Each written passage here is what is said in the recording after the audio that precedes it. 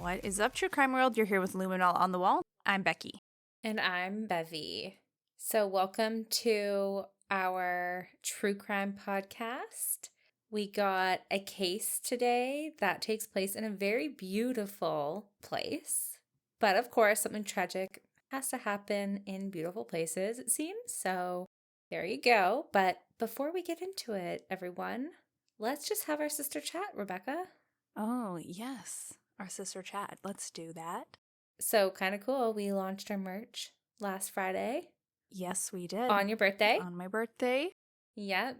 And it looks great. I'm totally digging it. I saw the gray sweater and I was like, holy crap, I want that. I need that in my life. Yeah, I really do. You know, there's also a purple one. I adore it. Yeah, that's the one for you, hey? Yeah, I'm going to get that next. Nice. And you know what? Because of your comment last week, Bevy, Oh, what? about how I always wear my Luminol on the wall sweater. I haven't worn it since I saw you last on podcast day. Oh, well, you should. You made me insecure about it. Oh, get over yourself. Get over yourself. That's ridiculous. Anyways. I'm not lying, though. I know you're not. But that's what I'm telling you. In the most serious tone, you're ridiculous. You're ridiculous. Get over it. You know what's ridiculous? Our bond. Yo, mama. Just kidding. Well, it does have to do with our mama. What? What's ridiculous? Oh, no. We are just so funny. I can't handle us. Like. Oh, yeah. We pranked our mom, like, together, but also, separately. It was so great. So the day before my birthday, my mom calls and we're chatting, and I said, "Oh, Mom, Bev said that you're going to be cooking me dinner," because we're all coming to my house, and our mom does not like cooking. She's also not like the greatest. And she's like, "What?" She honestly sucks. Yeah, she does. So she's like, "What? No, I'm not. Get stuffed," basically. And I was like, "No, I'm pretty sure that's what Bev told me. You should probably check with her." And I just kept going because I'm like, oh, I think she's actually believing me. So I just didn't even bother telling her I was joking. I hang up the phone. Jamie's like, "I think your mom thought you were for real." And I said, "I think you're right." I kid you not, like maybe an hour later, Bevy calls me and she's like, "So did you tell Mom she had to cook dinner?" Yeah, because my mom pretty much like panic dialed me after speaking to Becky. And I don't even know if it was a panic dial as much as it was to like cuss me out. But she was like, "I am not cooking dinner, Beverly." I'm like, "Mom, but like we told you months ago." Yeah. But I knew it was a lie because like not any one of us is going to ruin Becky's birthday by having my mom cook. Like that's just what it is. Yeah, that would never be a rude, suggestion. Mom. We love you. But like as soon as she said it, I was like, "Oh, Becky's totally fucking with her." So I just went along with it. And of course, Mom thought I was all serious and whatnot until I finally was like, "Mom, I'm pretty sure that's a joke." She was like, "Oh, you girls." Anyways, when I called Becky, it was just kind of funny because I knew the situation well enough to like go along with it. And yeah, she got double whammy pranked. That's right there. right. That's because we're on the same wavelength. Oh, yeah. Oh, yeah. That's right. It's so good. Sorry, Mom. Not sorry. Sorry. Did you have a good time at your birthday, Becky? Oh, yes. Yes, I had a fabulous time. It was a great evening. Great food. How does middle age feel? Oh, Bev, I think we can agree. I'm not quite middle-aged yet, but...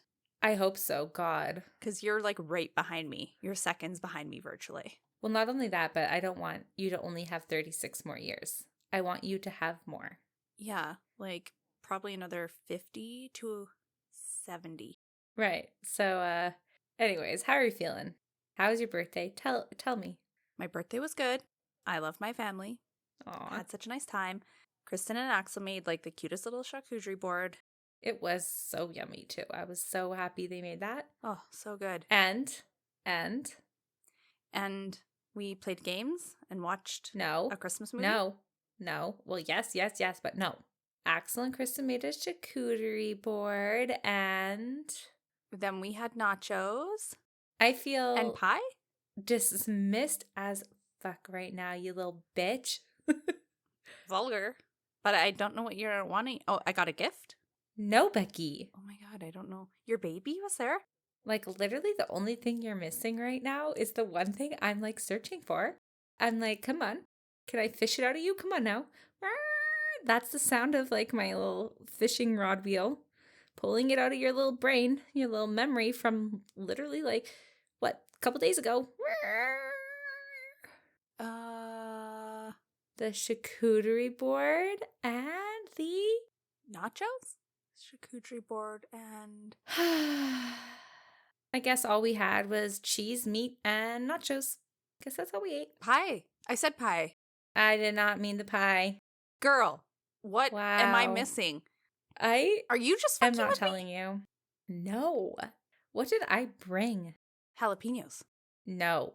What did you bring? God damn, Bev. People are getting annoyed as me. Just fucking tell me. No, I'm like, I can start to see the side effects of middle age. You little Your witch. memory is fading. What? Fucking tell me. God. Kidding. My veggie plate, you little witch. Oh. And Bevy brought a yummy veggie plate.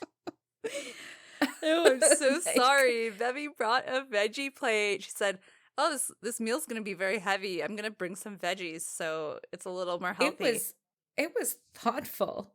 Oh, it was so thoughtful. So thoughtful that you forgot it. Love that for me. All of my good deeds just get, ignored. Wow. Okay. I mean, it broke up the richness well. Anyways, let's just move on. Okay. Let's just move on. I feel unseen. It's fine. Don't worry about it. I'm just kidding. It was just a veggie plate, but I was truly not expecting you to have such a hard time with that.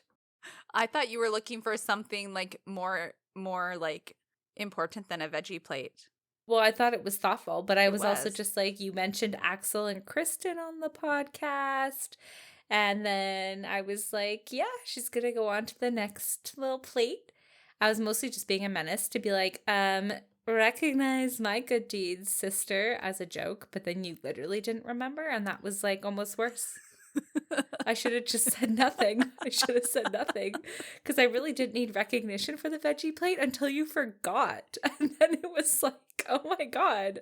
I am Now so I feel sorry. like shit. If it helps, I did. You should eat be. a boatload of carrots and celery. Yeah, except for there wasn't celery there, but that's What was it? Carrots, peppers, God. oh, no. Cucumber? No.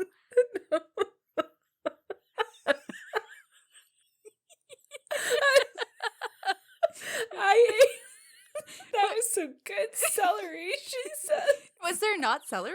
I have What was there there? was Now no I don't even celery. know. I can picture the carrots because I gave I've Colson one. Peppers. I- And what else? Was that it? I can't.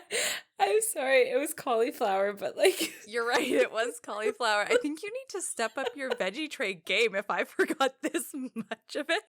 well, literally, I just grabbed like what was in my fridge, which is why I'm shocked you even said celery, considering all my celery goes like rotten in my fridge. But Oh, yeah. I should have No known big that. deal. But yeah, whatever. Well, thanks for the veggie tray, Bev. you're welcome. I'm glad you had a good birthday.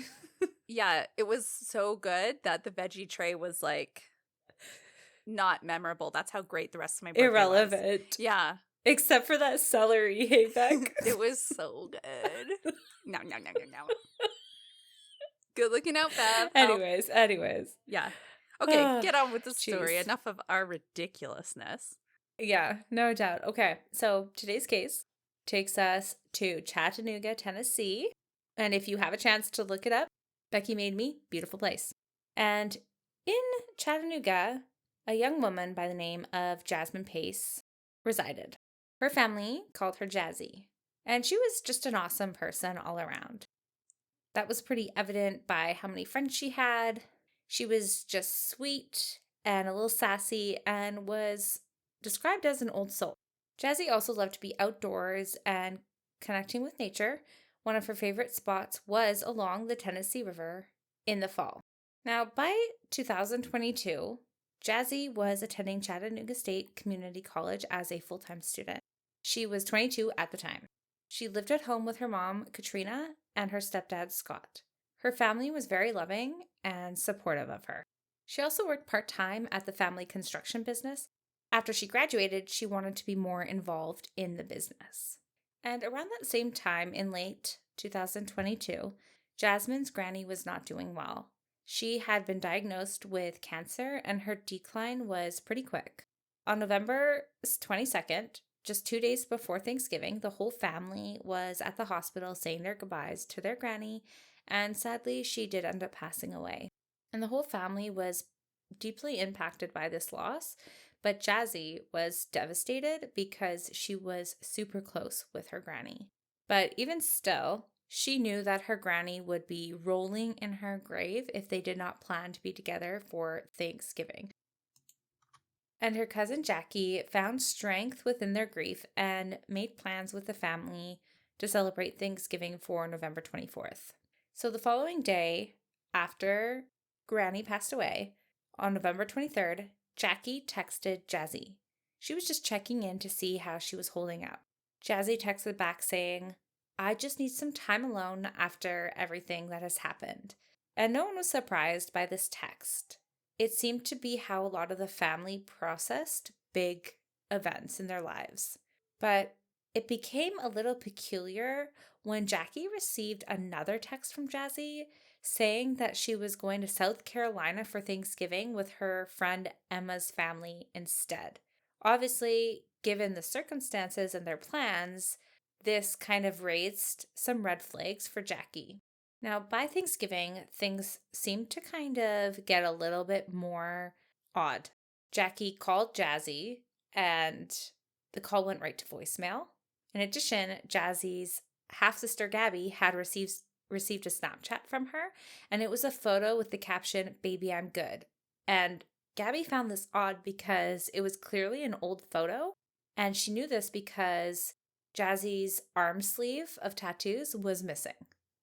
Then, by Friday, November 24th, Jazzy's mom, Katrina, realized that no one had spoken to Jazzy on the phone since the day that her granny died, November 22nd. And that's when alarm bells started really going off for the whole family. Katrina called Jazzy's friend Emma to see if everything was all right, because of course that's where Jazzy had said she was, with her friend Emma for Thanksgiving. But Emma was a bit confused. She informed Katrina that her family doesn't even live in South Carolina and that Jazzy did not spend Thanksgiving with her. Now, this kind of absence really wasn't like Jazzy at all. And the Pace family started brainstorming. How are they going to find her? Then they all kind of remembered that Jazzy was still on Katrina's cell plan and that she could actually access her daughter's cellular information. So on November 26th, they decided to go to the Verizon store to get some more answers. And when they looked at the cell records, they noticed a 71-minute phone call that occurred on November 22nd. And no one recognized the number, so this caught their attention. The following day, Jazzy's cell phone was shut off, and they were not able to ping her cell phone past that point. So now they're obviously at a dead end. At least that was until they realized Jazzy's car, which was a white Chevy Equinox, was actually connected to an app on her phone and that they could track it. So that's what they did, starting on November 22nd, the day that, people last heard from her. Now, this family I find to be kind of smart. Like, they're really resourceful because in order to track her car, they needed to log into her email, which obviously they do not have access to. They don't know her PIN. So what they did was transfer Jazzy's phone number to a new cell phone so that they could probably reset the passwords and then gain access that way. Once they got in, they realized that all her passwords for her social media and banking had actually been changed. Fortunately, they were able to access her email and therefore her car app. So obviously, at this point, Becky, it's pretty sketchy, right? Oh, yeah. To have her banking, her social medias all changed. I don't know. That I don't know how often you change your passwords, but I only do it if I'm forced to, Oh, me too. right? Like, Because I can't keep track of all those goddamn passwords, Bevy. I know. It's my old age. It is setting in. It is. That's what it is. We already knew. The Oh forgetfulness, my God. the ill remembering of eating celery, that was kind of weird. But anyways. I just associate you with celery now. But obviously, this car app, like however she went missing, and obviously I'm thinking foul play is involved at this point. If it was somebody and they changed all her passwords, they clearly forgot about the car app. Like maybe that wasn't the priority, right? Yeah, I guess not. Because you would think if you went through the effort of like shutting her phone off to hide the location, you would address the car app as well. Maybe it was just unknown, like to someone other than Jazzy and her family. That's what I'm saying. So it's like I guess it's like a good thing in this situation. Yeah. Either way, this is a lucky thing, especially knowing that she's missing. Yeah. So when they reviewed the car app, they saw that the car had been to 2 different locations from November 22nd to the present. Now, to kind of go over a timeline to make it a little bit clearer for everyone tuning in, Jazzy's parents know that she left their house around 11:47 p.m. on November 22nd. And then they see that she went to a location on Fraser Avenue. After there, the vehicle left and went to Mountain Creek Road and was currently there. So Katrina, Scott, and Gabby all make their way to Mountain Creek Road. And what they find in the parking lot is, in fact, Jazzy's SUV, but no Jazzy. So at that point, Katrina called the police. And when the officer arrived, they informed him of everything they knew up until that point. Now, as they were speaking to the officer, Jazzy made a post on Facebook.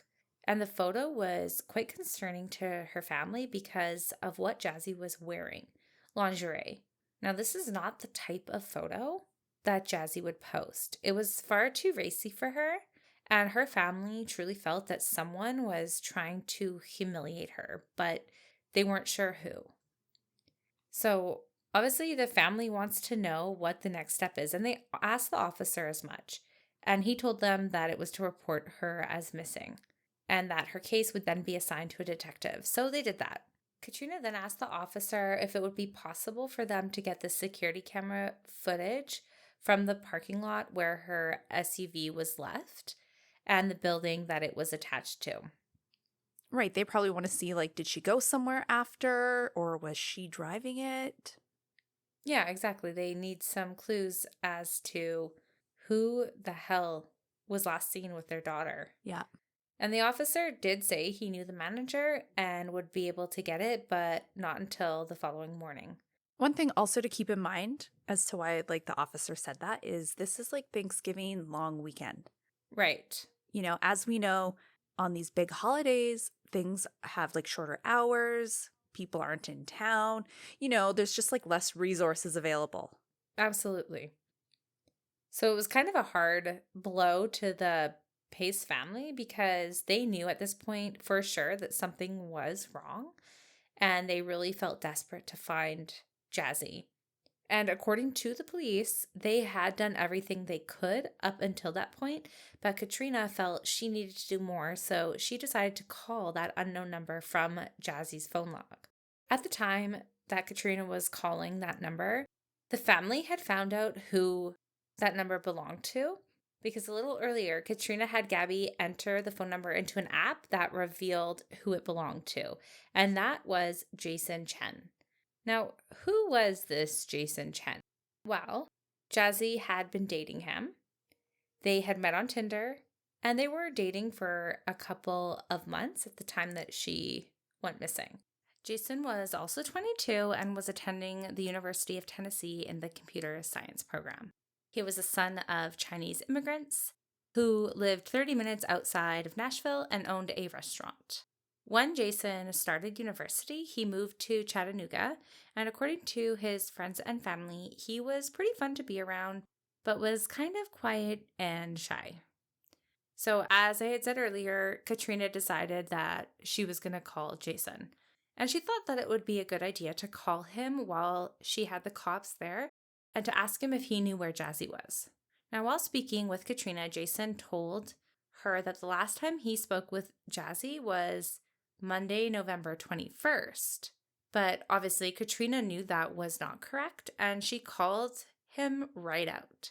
She told him she saw Jasmine's call log, and she knows that he and Jazzy spoke for 71 minutes on the 22nd while she was at the hospital with her granny.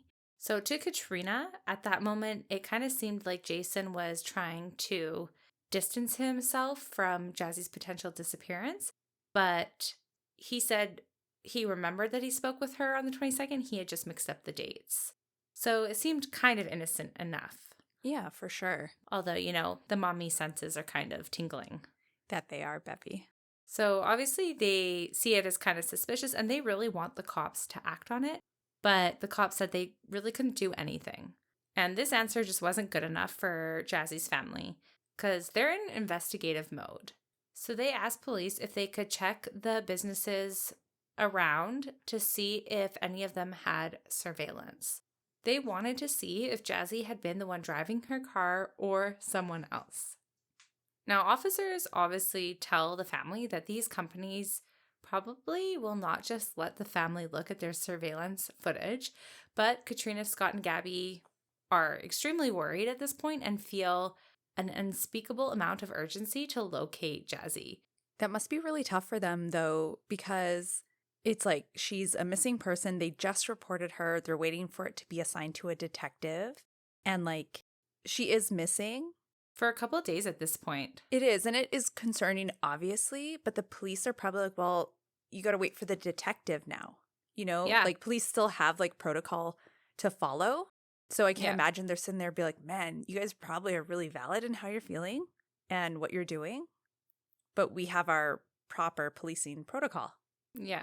There's due process when it comes to, investigations and detective work and whatnot. Exactly. But I don't think I would stop, right? You're going to do everything you can as a family at that moment. For sure. Because she's been missing for a couple days. So we know it's kind of imperative that things start happening now. Yes.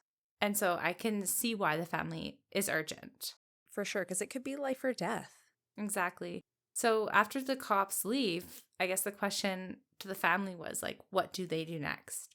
So the Pace family obviously find Jason a little bit suspect, and they actually had an address for him. Now, we're not really sure how they got this address, but nonetheless, they had an address. I don't know if they found it in Jazzy's phone or whatnot, but they decided to go check it out. And what they found was really kind of upsetting because it wasn't his home at all. It was actually an abandoned house. So it's just bad information. And it leads them to another dead end. So Katrina decided to go through her own text from Jazzy to see if there was any information that she could find. And that's when she realized that she had received a text from her daughter in the early hours of November 23rd at 2:18 a.m. Jazzy had sent her a pin with her location on it, and Katrina was mortified. She had missed it in her grieving state, and obviously this is a really crucial piece of evidence, right? Why else at 2:18 in the morning is your daughter going to pin you her location?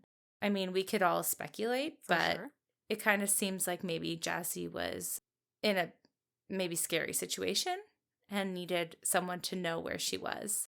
So obviously Katrina is mortified after finding this. So once they find it, they obviously decide to go to the pin location, and it led them to a different apartment complex. They were able to get into the complex, but they didn't really know which apartment was important. So they just started knocking on all the doors, asking if anyone had seen Jazzy. And they showed everyone her photo. But unfortunately, no one had seen her. So obviously they decide to dig a little bit deeper into the pin location that was sent to them. And upon doing so, they find very detailed coordinates. So they used those until they came to an apartment with an exact match. And that was apartment number 210. So they knocked and knocked, but no one answered. So they ended up just knocking on the neighboring apartment, 212, and a couple answered. The Pace family asked them if they had seen Jazzy or anything else noteworthy from that night, and they had not seen anything, but the couple mentioned that they had heard something a few days ago. In the middle of the night, they had heard a scream so scary that they thought they should write down the date and time it occurred. And when the couple grabbed the paper, it said 2:15 a.m., November 23rd. And this was 3 minutes before Katrina was sent the pin from Jazzy's phone. The couple said the scream did sound like it had come from apartment 210. Oh my gosh, Becky, that is so scary. I know, when you hear the time, you're like, oh my God. So obviously after hearing this, Jazzy's family is completely freaked out that she may be inside that apartment and hurt. But how can they get inside somebody else's apartment? This is when Katrina had an idea. She goes and gets her credit card from the car, and she decides to break into the apartment. And while looking around this apartment, they notice Jazzy's overnight bag. They also find one of her credit cards and her driver's license stacked in a pile in a desk drawer. On top of the desk, they see a notebook, and when they open it, there is a name inside. None other than Jason Chen. So they call the police again. When officers arrive, they inform them that an investigator had already been assigned to the case. They will write down in their report all the information that the family has gotten up until this point and would forward it to that investigator. They also, of course, caution the family about entering the apartment again. After all, breaking and entering is illegal. Yes. It's kind of crazy, though, that they just got a slap on the wrist, right? I mean, I feel like it's kind of cool in a sense because they kind of know the situation, right? Like, it's not just a family who is seeking out to break the law because that's just the kind of people they are. No, like, they're desperate to find answers. They got a pin location. Like, there's a lot there. And obviously, if I was an officer, I'd be like, wow, this is going to probably give us very good information. So yeah, I think they're looking at the family's intentions and the situation and making like a judgment call. And I think it's the right one.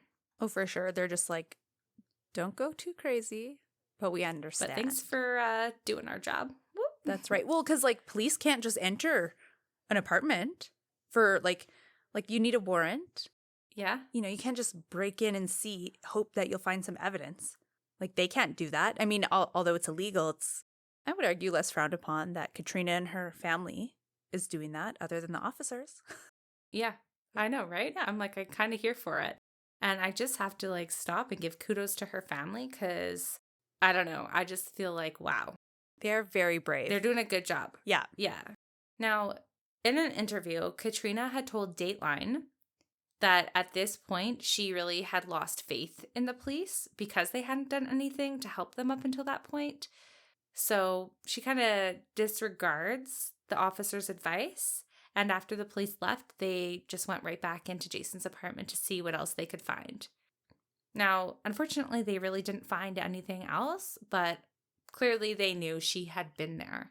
And they were convinced that Jason had something to do with Jazzy's disappearance. I would be inclined to agree with that. Same here, Becky. And going back to Jazzy's mom's like intuition about Jason's explanation as to when he last spoke to her and everything, like, I don't know, I feel like maybe she was onto something when she said he was trying to kind of like distance himself from Jazzy's disappearance by saying he hadn't spoken to her on the day that she had disappeared. Oh, yeah. That's probably also the only thing he can come up with, too, because he probably is like, what is this random number calling me? Answered it, be like, oh, damn. This is like the last person I wanted to speak with. Yeah, I talked to her Monday. Yeah, like you got to be pretty quick on your feet in that situation if you're Jason. That's and right. You are the last person to have spoken with her, right? And to, also what I would be thinking as Jazzy's family is like, all her stuff's still in there. Even if, let's say, he wasn't the last person to have seen her, he at least would have known, most likely, where she had gone, at the very least. So right. I feel like regardless, it would have been valuable to speak with him, but He's just like, yeah, I talked to her. That's it. Yeah. And I mean, there's that. And the fact that her stuff is still in his apartment and she's nowhere to be found.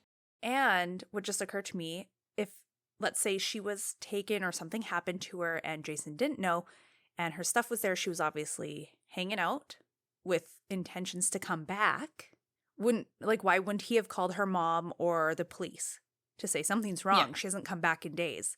I thought she was just maybe going to the grocery store or something, right? Yeah, totally. Looking pretty sus. Yeah. Pretty sus, Jason. So the Pace family feel like at this point, it's in their best interest to reach out to their family lawyer. They also ended up giving the detective working on the case Jazzy's driver's license that they found in Jason's house, her credit card, cell phone, and a tablet. And their family lawyer also reached out to the district attorney general to help with this case. So her family is on it. They're like, who else can we contact that is going to give us like a leg up in this investigation? Yeah, they're honestly covering all of their bases. Now, Zach Crawford was the gentleman working the case. And after seeing what the family had found in Jason's apartment, he decides to apply for a warrant and he gets it. Now, some of the things that Detective Crawford noticed when he went into Jason's apartment was that it seemed like things were slightly out of place and smelled like a cleaning solution. He also noticed what looked to be blood to the right of the futon, and upon closer review, it looked to be like a bloody heel print. So he called in their CSI team. They came in and documented all of these findings. They also used a chemical called Blue Star, which is a luminol-based substance to identify blood. And detectives asked to be present at the time. So within the first spray, at least 1/3 of the living room was illuminated. And Detective Crawford described it as being the most blood he had ever seen at any crime scene. So everyone kind of realizes at this point that they have a homicide on their hands. Because I don't think anyone's going to lose like the amount of blood he saw and still be, Alive. living. Yeah. So with that information, detectives then have to do the treacherous task of calling the Pace family. And they invite them into the police station and let them know exactly that the amount of blood that had been at the scene wasn't sustainable for life. And they did believe that if that blood was Jazzy's, she would not be alive. And they also informed the family that they are now pursuing a homicide investigation. Unfortunately, it was later determined and confirmed that this blood did in fact belong to Jasmine Pace. So then the investigation truly begins, because now the questions are, where is her body? And secondly, like, where the frig is Jason Chen? Like, all of this shit went down with his apartment and he's nowhere. Yeah.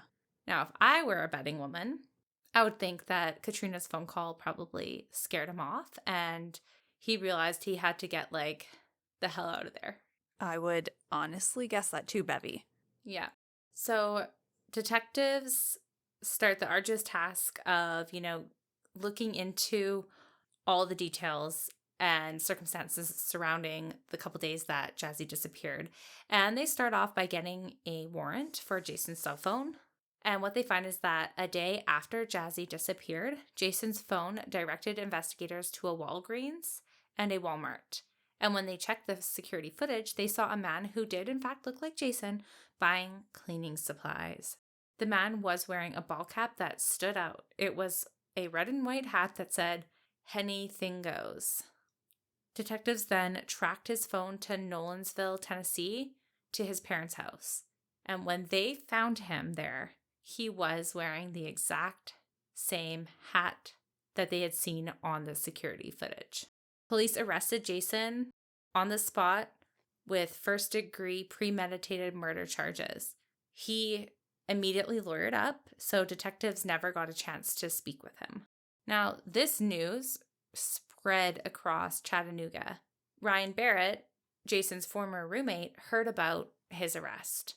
Now, the reason why I bring up Ryan in particular is because he and Jason had a falling out months earlier. Ryan's online accounts, email, social media, and Venmo were all hacked. Ryan even ended up losing his job because nasty messages were sent from his social media accounts. He suspected Jason because no one else would have had access to his phone. And it seemed that his suspicions were in fact correct because when Ryan went to retrieve his belongings from their shared apartment, Jason had already changed the lock code. So Ryan couldn't enter and couldn't get the rest of his things. And he ended up just never speaking to Jason ever again. I was going to say that's interesting because of Jazzy's social media and her bank account information being changed. Exactly. Right? It's kind of the same MO Yep. as his old roommate. Exactly. That's exactly what I thought as well. Not really too difficult to deduce, but it is interesting and does just add an additional, finger pointed his way. For sure. Now, location data from November 23rd showed Jason had been along the Chattanooga River. And on December 1st, that area was searched and Jazzy was found. She had been found stuffed in a suitcase. She was handcuffed and shackled. She had a total of 60 stab wounds. That is a lot. And during her autopsy, a piece of the knife used was found in Jazzy's lungs, but the very tip of the knife was never recovered. Wow, that seems like a very, very gruesome murder, Becky. Yeah, I watched the medical examiner's testimony in the trial, and it's like, okay, you know how if you have a wooden knife block, the biggest chopping knife that you got? Yeah. It's like probably a whole 1.5 to 2 inches of the tip was found in her lung. Like, it's a pretty big chunk. Mm-hmm. And I could imagine the further down you go on a knife, the harder it is to break. But just like, I don't know, not even half a centimeter of the tip was never recovered. So it was still, it like broke 2 different times. Wow. Rage. Yeah. Yeah. That is horrific. Mm-hmm. Ugh. Hearing that, it makes me really wonder, like, the last moments of Jazzy's life. And I don't even want to really, because I don't want to give, like, any more attention to that part of her life. But it is a scary thought, like, when you think of, like, just the location that she pinned to her mom, the screams and everything, like, it's just a scary thing. Mm-hmm. Obviously, she was, like, that was a scary, scary situation for her to be in. And, like, who knows what the hell Jason was thinking, but, like, for sure. And guaranteed she trusted him too. Like, it's her boyfriend at the time. Yeah. Yeah, a couple months, right? So now, in addition to, like, all of that, there was actually no alcohol found in Jazzy's system. As we know, like, drinking can make situations kind of explosive, but in this particular situation, at least Jazzy had no alcohol in her system. So I can't say as much for Jason at this moment, but, like, definitely not her. Toxicology tests that were done were inconclusive for marijuana, and the medical examiner stated that after all her injuries, Jazzy would have taken between 5 to 10 minutes to bleed out and die. Now, we've kind of said before, like, great job to the Pace family for being so insistent on finding their daughter and family member, because without them breaking into Jason's home, police would have found it probably pretty difficult to obtain a warrant, as they didn't have much concrete evidence to move forward. However, their tenacity in finding their daughter was also nerve-wracking for the police in the investigation, because the items discovered by the Pace family were obtained illegally, and of course that could pose a problem in court in regards to the validity of using some of the evidence in trial. So Jason's attorney did later use the fact that Jazzy's family had entered the apartment and contaminated the crime scene, arguing that evidence had been collected by illegal means. But 2 years after Jazzy was murdered, Jason Chen was in court, and the judge ruled that the evidence from Jason's apartment would be allowed. Honestly, I feel like there could be some, like, yes, it was obtained illegally. They did break into his apartment, but what they found was so incriminating that I think the judge was probably like, yeah, like, we're not going to let you get away with this one. Like, I'm going to allow that because of like what was found. Like, if it was something, I don't know, minuscule or like circumstantial evidence, maybe the judge might have not allowed that, but it wasn't. So Well, exactly. I think that's probably something to do with it. Yeah, and also I feel as though like her bag being at his place, her driver's license, her credit card, it is like in a whole story. It's evidence, but it's also not like the concrete evidence being like something happened here, right? It was more of like, oh, why is that there and why is she not there? Let's get a search warrant for the rest of the house because that's super suspicious. She's been missing for days. So it was more like important for the warrant, right? Because even if that stuff had like been found, it still provided the search warrant. So it's like that could have been thrown out, but there's still some major goddamn evidence in there. Yeah. No, you're right. Like the concrete evidence was found after the search warrant had been granted. Exactly. And ultimately, that is the evidence that they need. So prosecutors laid out their series of events for the court. After Jazzy went to see Jason, they had an argument, and Jason attacked her. The attack was long and drawn out. It was not a heat-of-the-moment crime. They said it was premeditated. They stated that Jason then put her body in trash bags, placed it in a suitcase, disposed of her, and later left her car. And they used this digital footprint to help them come to this conclusion. So at approximately 2:15 a.m., a downstairs neighbor of Chen's is awakened by screaming in the apartment above her. She testified she heard footsteps running from the bedroom to the front door.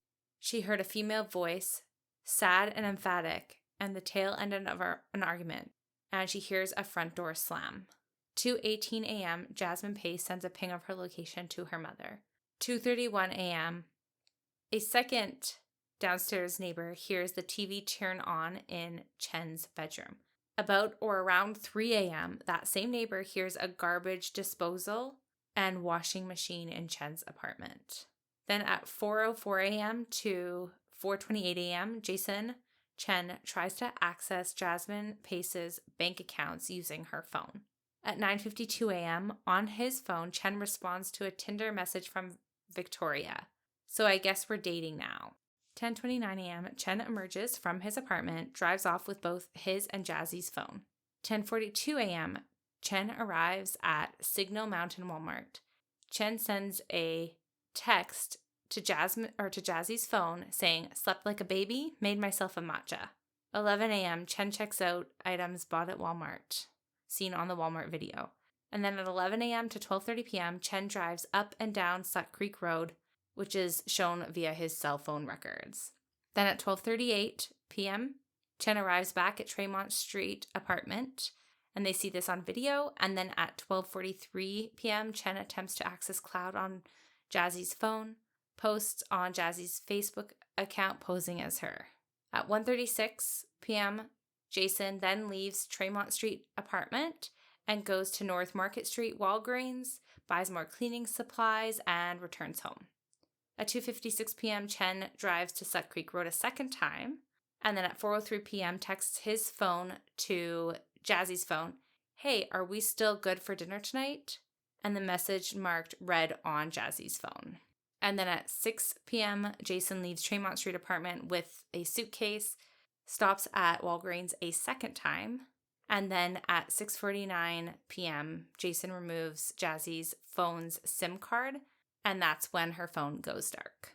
At 8:26 p.m., Jason leaves Tremont Street apartment wearing a face mask. And at 8:27 p.m., Jazzy's car starts up, as seen by the app on her phone, and Jason drops Jazzy's car off at the apartments on Mountain Creek Road. And they see that from the apartment surveillance cameras. At 8:41, he then calls a Lyft driver to get him from the Mountain Creek Road. And at 8:50, he is dropped off at Tremont Street apartment.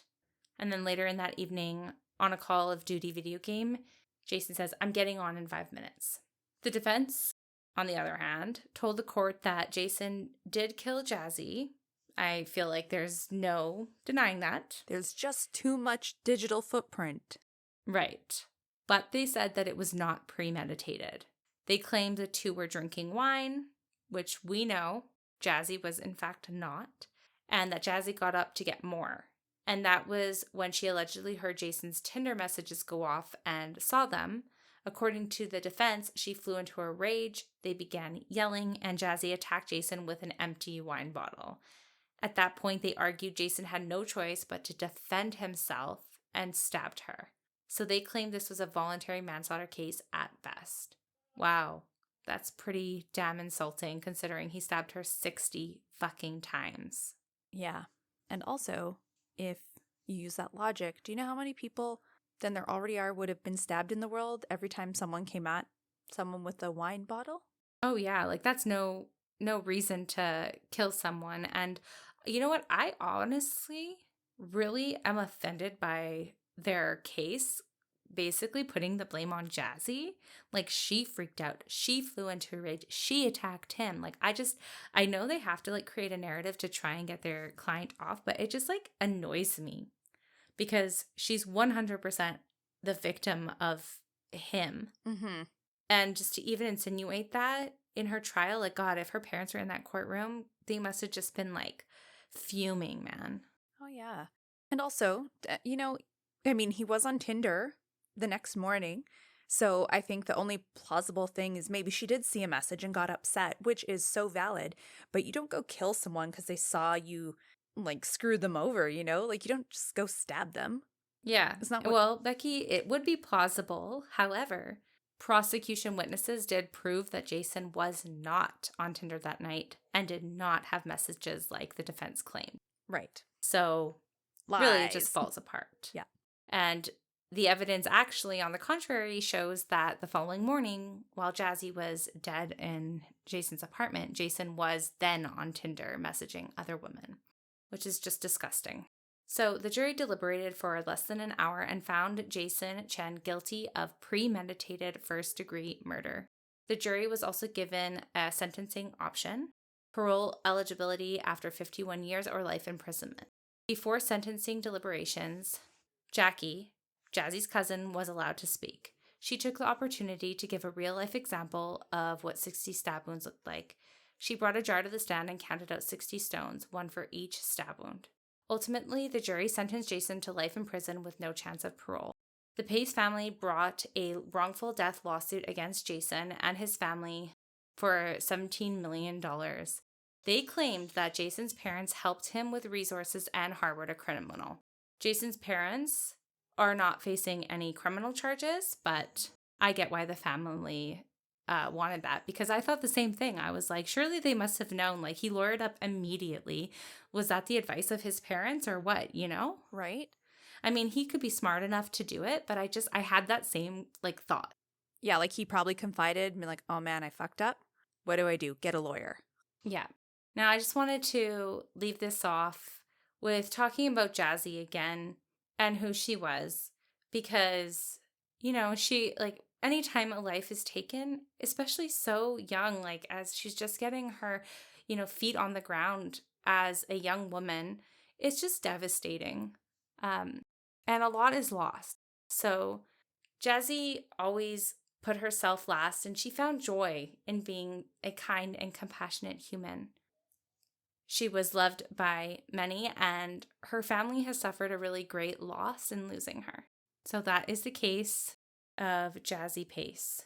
Very, very sad. And, you know, actually in the court, her cousin Jackie putting those stones in the jar 60 times to like really show the impact. I've seen that in a different case as well, the Adam Fucci case. And yeah, like to do that 60 times over and over, like it takes a long time, and it really shows you just how disgusting Jason's actions were. For sure. But I do have a question for you, Becky. Oh, yeah. What did the jury decide on whether he would just get life imprisonment or if he would be eligible for parole after 51 years? He was sentenced to life in prison. Hell yeah. There we go. That's right. Yep. Happy to hear that. Well, Becky, that's all I got for you, so thank you for listening. Yes, thanks, Bev, for sharing that tragic story with me. Well, I love you hugely, and you're welcome. Love you too. And as always, To everyone listening, we love you hugely. Until next week.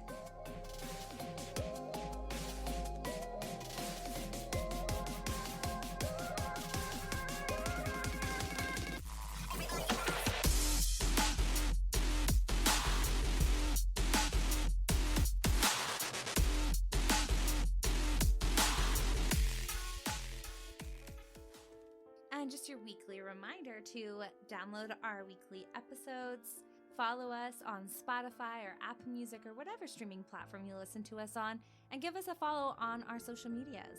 You can find us at Luminol on the Wall. Can't wait till next week.